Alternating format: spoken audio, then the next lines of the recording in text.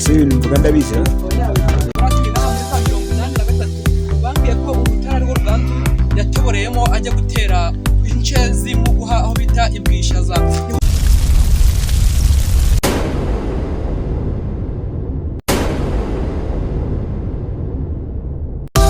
Okay, bantu bacu mbize bite, twongeye kubasuhuza rero bake mutuzi kuri YouTube channel Kibare TV mu gisata cya sinema.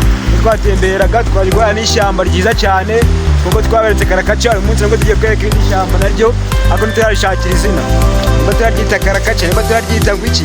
Kimwe na Manuel nawe nagira icyo abwira rwose umuvandimwe wanjye. Okay, Kigaragaca ndabona ari ahantu heza cyane, hari amazi wagira ngo ni nko ku Kivu, ariko hari ishyamba ryiza cyane ku buryo umuntu urigezeho sinzi ko arivuga uraryibonera. Wenda bakarekaho n'abakunzi bacu bakareba gake uko ishyamba rimeze ndetse n'amazi. Ishyamba rero ni rino ngiri nkuko muyitegereza mukareba hejuru hakurya hose. Ishyamba ni rino ngiri. Okay, rero tugenda tutembera muri iri shyamba, turagenda tubereka twinshi twiza muri iri shyamba tubonye, ariko tuza gushakira n'izina mu minota mike cyane. Ntabwo twakomeza kubyanga tutaribona izina rino shyamba. Hano ngane hakurya y'amazi murimo mureba, harimo n'amazi makeya.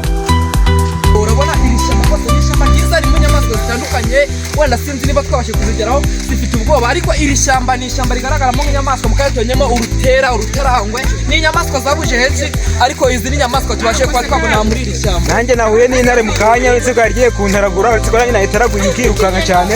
Tutibagiwe n'ingagi nziza cyane twabonyemo, ibiti byaho n'undi tunyamaswa twiberamo rwose. Okay, nibyo murabona ko nk'ubu mugenzi wanjye twadufatanyije umwuga w'umunyamakuru arahageza, abona ahantu heza ho kuruhukirwa. Murabona ko ari ibintu byiza cyane, asa n'uruhutse, asa n'usinze, n'ukuri n'ibintu byiza. Tuhasanze n'undi mugabo waruharuhukiwe, hatubwira ko ari ahantu heza, twagira ngo ukatubwira uko hano hantu habise papa wanjye. Yego, amakuru meza. None uradimo mu rugendo cy'itembera muri zino nce muri Skype. Kandi usanga n'ahantu heza. Ese ubu watubwira mu mateka y'aharanga ndetse uburyo nyine habaye nze gutya byagenze bite byahereye gutya. Ahantu uko mubona rwose ni heza cyane, abantu batandukanye bakorera urugendo shuri, akarusha abanyeshuri ndetse n'abandi bantu bose bashaka kuruhuka mu mutwe baraza bakatembera, ni heza cyane rwose. Ese wenda urebye nk'umuntu ushobora kuba waravukiye wasanga ari ze mpinduka zagiye zihaba mu myaka yatambuka. Wenda si ibintu cyane, ariko wenda ushobora kuba warengeye abakuru kugera no byaranze n'impinduka byemera mu bwo w'uburyo bavuga. Nize mpinduka zarahabaye kuva ukimara kuvuka wenda kugeza kuri impinduka zabaye ni nyinshi cyane. Urabona ibiti byariyongereye, abaturage bateye ibiti, bimeze neza cyane. Harimo n'utundi tuntu duto duto tw'ikimera, harimo ibiti byinshi cyane. Abantu baraza bagahamura, abantu bagikoresha gakondo, mbese baraza bagahamura bakajya gukora imiti ya gakondo.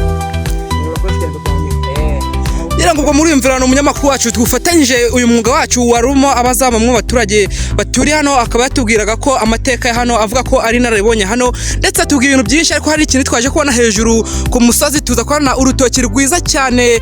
Ahantu hano mutamenya ko ari urutoki, batubwiye ko ibanga ryabo nta rindi ahubwo ari ugusasira ubutaka bwabo. Turakomeje rero urugendo rwacu, tugeze ku mazi atemba.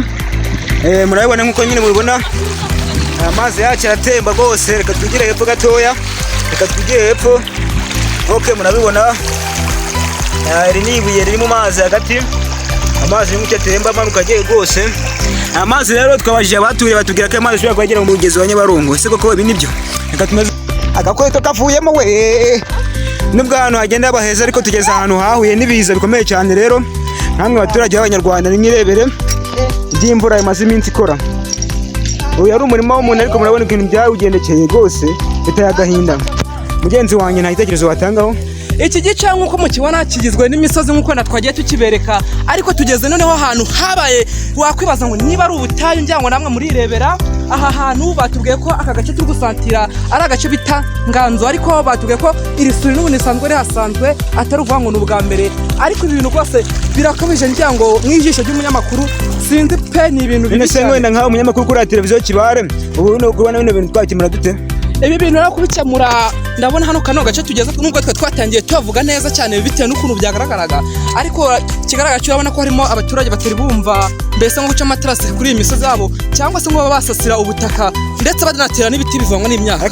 Bavandimwe inshuti zacu rwose twareka twirukanka inyuma y'umuntu utwaye igare ariko akomeje arangara dusiga.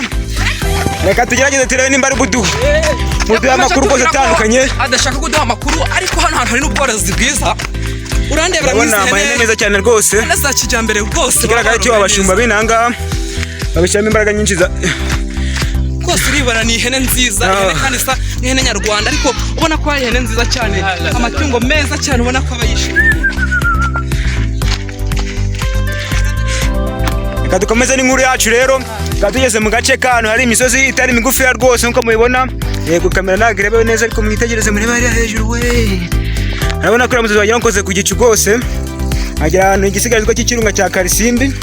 Mugenzi wanjye imisozi urabibona utewe hano hejuru y'ukuri we nagira ngo turi kumwe n'abaturage hano batubwira urabona nko gusunika igare ni ahantu igare wabona wajyaho ariko hari imisozi ngira ngo sinzi wenda nkuko twavuga mu yabona by'abanyamakuru ariko hari mu misozi urebye wagira ngo niba ari muhabura simbizi ariko wagira ngo ni inka nyiragongo pe. Umva muzee ese muzee watubwira wenda watubwira ikibazo nyine muri iyi misozi miremire nta nyamaswa zibamo z'inkazi wenda ko twagiye duhura n'intare ingagi n'ibindi bitandukanye hano ngaho nta nyamaswa ziba muri imisozi miremire. Aha ngaha urebye amafuku udusimba tumwe bita amasiha niho ahantu watubariza mw'irya misozi urayibona irisho irya misozi buriya amafuku udusiha ibintu mbese wenda inyamaswa bayivuga inangazi nkazi wenda nk'inyamaswa babwahanga cyane amatara mu kanwa inyamaswa nta kiri nangaha. Izo nyamaswa zamenywe mbere nko mu mwaka w'2000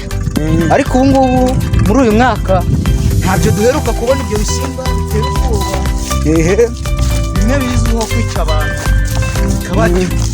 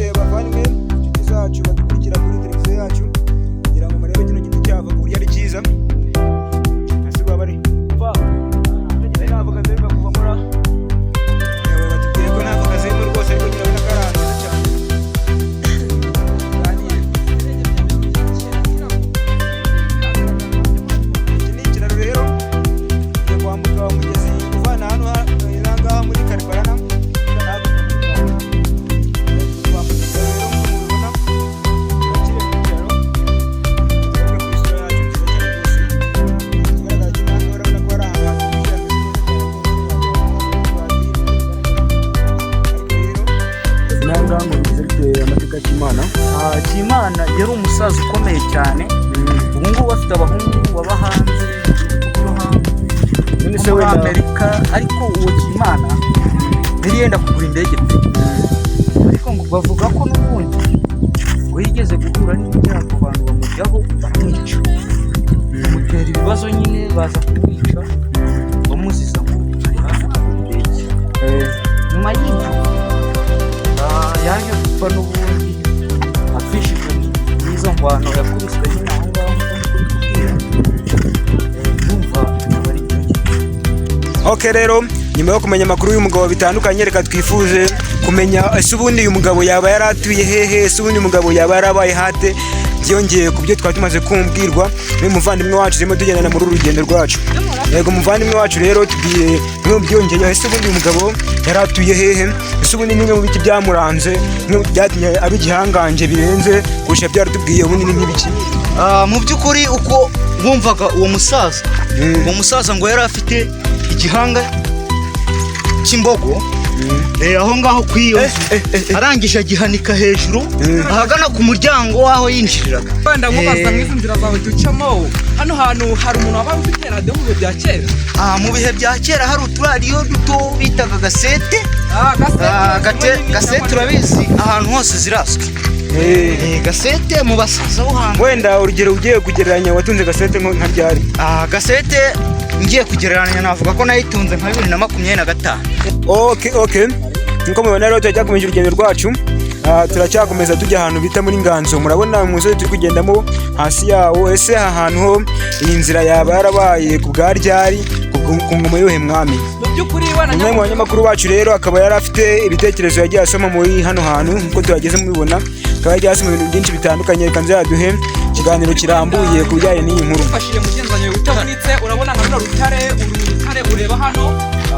Mateka ngo nagiye nganira na bamwe mu baturage batuye naho muri 1983 bambwiye ko urutare rwo Ruganzu yatoboreyemo ajya gutera ince zimuguha aho bita ibwishaza. Niho yatwashe kuba yaca ndetse n'ingabo ze ndetse n'imbwa ze yarafite intwaro ibintu byinshi cyane. Urabona n'urutare ukomeje ngira gutereka abadukurikiye hano. Bigaragara ko bavuga ko uyu muhanda nawo washatswe kubaka kuko urutare kuba abanyamaguru batari bake umwaka ku mwaka hirina amadovize atari make cyane kuko urabona ko n'ahantu afite amateka ngira ngo urutare ubwo nazaga nahasanze umusaza Kanjogera niwe wabashe kuma ayo mateka mbwa ko Ruganzu yabashe kuba yapfumuramo hano ndetse n'ingabo ze ngo ntibabashe kuba yaca, ariko urutare byarangiye rwongera ruta wifunga. Muraho komere cyane. Ngiye kubasuhuza rero abateze amatwi n'abakurikiye amaso Kibare TV. Abakurikije amaso Kibare TV. Isaha y'isa 8:10 yonyine tukaba tugiye kubagezaho amwe mu makuru atandukanye. Gukora ku match ya Rayon Sport. Hoya. Ni match y'Amavubi na Egypt.